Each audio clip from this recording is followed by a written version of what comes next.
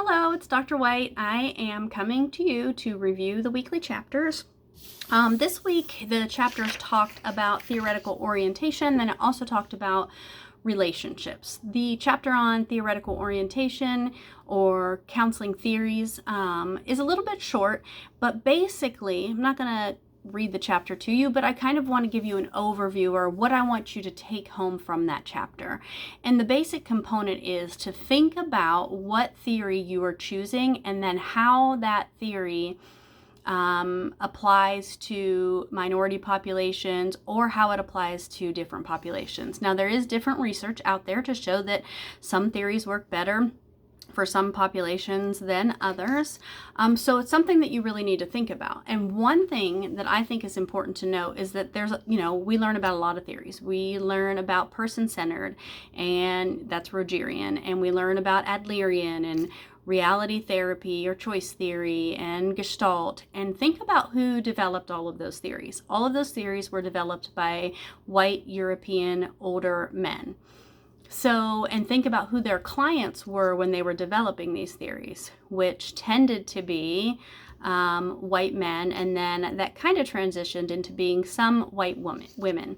Now, some of these theories have been adapted some degree to meet minority populations or marginalized populations and those needs, but just being aware of the actual premise and who designed those theories was very specific to only meet a certain clientele that we work with. So one, I think, is awareness of that. Two is seeing how have these theories adapted or changed to meet the needs of other people. And then just trying to see maybe what are some of the benefits of these theories that could be the emphasis when working with marginalized clients. So for instance, with person-centered, it's very much client-based. So the client leads the counseling.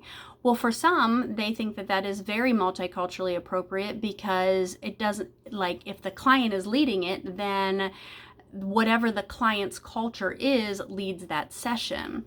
But then you also have to think is sometimes clients from marginalized cultures are coming in and expecting a very direct approach, expecting the counselor to be the expert and tell them what to do. And that is not very Rogerian. So there's just for you to think about the different aspects of each, which in your theories class, you definitely go over the multicultural component of each of those theories. Another thing to think about is the modern versus postmodern approaches and how some of the newer approaches we have, like cultural relational theory, that have more of a social justice component to it. There's feminist theory, again, has more of a social justice component to it. There is narrative therapy, to where the client is actually telling their story. And there's a lot of research that shows that narrative therapy can be successful with African American males. So part of that is making sure you're aware of the research. I know CBT is very common, and it does have a lot of research with it. So that's one of the good things about CBT is that across the board, it does have a lot of research. Now, when we went to so that was basically all that chapter is kind of talking about, because you do go over that specifically in your theories class. Now, the next chapter was more about the relationship and how to form, or I guess create, an empowering, safe place for that client, and then to develop a relationship with that client. So there's a lot of contextual factors that come into play. And from context, it could be anything from the client's diagnosis to the client's age, race, gender, orientation, ability status, national heritage, I don't know if I said gender,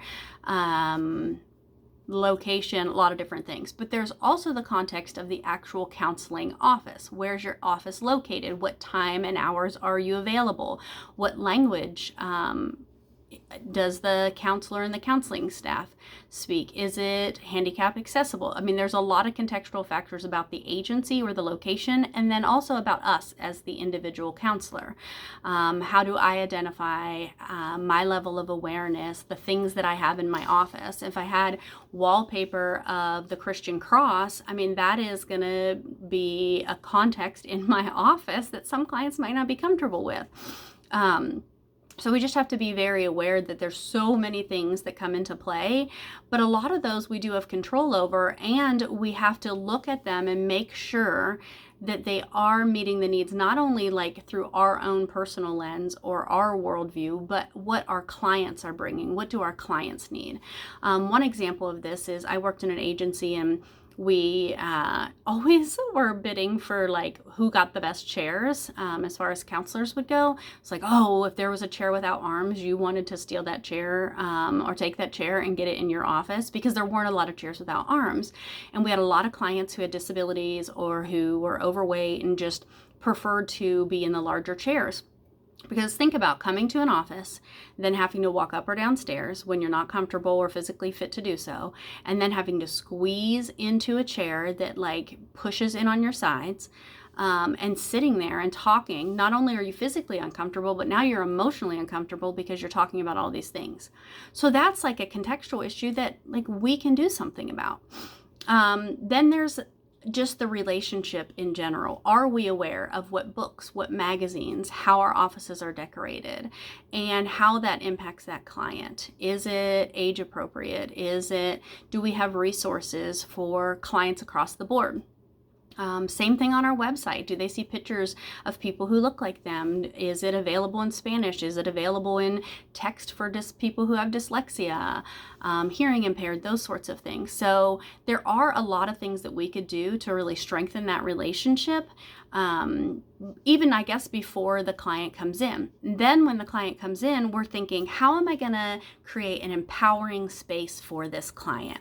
And that goes from everything from self-awareness to just being genuine, having that genuine respect for a client. Decreasing the power differential, that's another thing. And an example of this is like, sometimes students are like, okay, I get that we're not like in power over them, but they're coming to us for services. So what do you mean by decreasing that power differential? So if I'm saying to a client's talking about 10 different things, and they're really revved up and they're like, oh, I'm fighting with my partner, and my kids got suspended from school, and I didn't get enough hours next week, and we got an eviction notice. Like, okay, they're kind of all over the place. If I say, okay, well, today let's talk about like what's going on with your partner, then that's me being empowered kind of that session. If I said, okay, there seems to be a lot going on. I know that you've listed many different things, from your partner to your kids to bills, to work, etc. Is there any one thing that you would really like to focus on for this session? And then next section, maybe we can talk about the other things. So that's turning that power back over to them and allowing them to choose and to kind of lead that session. Another thing is I oftentimes say, well, I have a question. Is it okay if I ask a question? So I'm asking them if I can ask. Again, turning that power back over to that client. Or is it okay if we focus on this a little more? Or would you mind sharing an example of that? Because that is saying, would you mind? That's not saying, hey, can you please share an example of that? Which is me being more in the power. So making sure that even the words that we're choosing is kind of shifting that power differential creates a more safe space for that client. One of the other things that I wrote down here to discuss is just focusing on client strengths. Oftentimes clients come in, they know in counseling that they're going to have to talk about a bunch of things and a bunch of negative things going on. And just recently I was watching one of the students present a client. I teach internship 2 this term, and I was watching the student present a client, and the client hardly talked at all. He was a good old boy from Eastern Kentucky. Counseling really wasn't his thing. Sharing emotions weren't really his thing. But he was coming to counseling. He was in recovery, and it was like, how is she going to get this client to feel safe enough to share with her? Because essentially it's like, okay, so tell me what's going on. Well, he's having a lot of anxiety. Okay, what does that look like? So he's sharing about his anxiety. And then he was sharing about some work concerns, and he was sharing about some concerns with his wife. So essentially now he's only talked about negative things, and he doesn't really elaborate. So she was asking a lot of closed questions because she couldn't like pull information from him. And one of the recommendations I had is like, so what if we just don't start off talking about his problems? What if we start out talking about his strengths? Tell me a time when you weren't anxious. Tell me the time when you and your wife got along and it was amazing. Or how about the time that you met your wife, or the last time you and your wife had like those belly laugh, ridiculously fun times. Tell me the time that you were the most successful at work. Because here we are allowing them to share things that they like, to share positive things about themselves. So that's going to increase like the dopamine in their brain, but also it's allowing me to learn the strengths of this client. It's reminding the client that they have strengths, and it's getting that person to open up, because it's easier to talk about things that we've been really successful at or done really well at than sometimes all of the negative yuck that's going on, especially when some of that negativity can be very embarrassing. Or even like, hey, what do you like to do? Tell me who you go fishing with. What was the largest fish you caught? Those sorts of things. With teenagers, I often use music. You know, what's your favorite song? Would you mind if I pull that up and we listen to a little bit of it? What's your favorite verse in that? Because then they're like, what? They're going to let me listen to my music, even if it has cuss words. And so you're starting to build that rapport, which is doing what? Creating an empowering, safe space that this client can come and say anything to you. And we don't have to focus on negative to do that. So really pulling in and focusing on their strengths. That could be talking about their religion. That could be talking about, their friends or family, or whatever kind of brings them joy in their life. The other thing that I wrote down to talk about in this video is, how do you demystify the counseling process? I think some of that is just going to be us as counselors advocating out in the community, telling people that we're counselors, that we've been to counseling, how counseling has been successful for us. So part of that is helps it in the community. Making sure that our websites do picture people from that are very diverse, so they can say, oh, that isn't just for those types of people. Also, just being honest, like, yes, counseling you can leave feeling really great and really upbeat, and it can be amazing, but also it can hurt to work through pain. So sometimes you're going to leave counseling and you're going to talk about a lot of trauma or a really sad event or something that occurred, and you might not feel great that day. And just being honest and transparent about that, I think really solidifies that bond. And then also demystifies, like, counseling isn't laying on a couch talking to Freud, or jokes that you see, or these movies where the counselors are sleeping with the clients and all of the stuff that you watch on TV.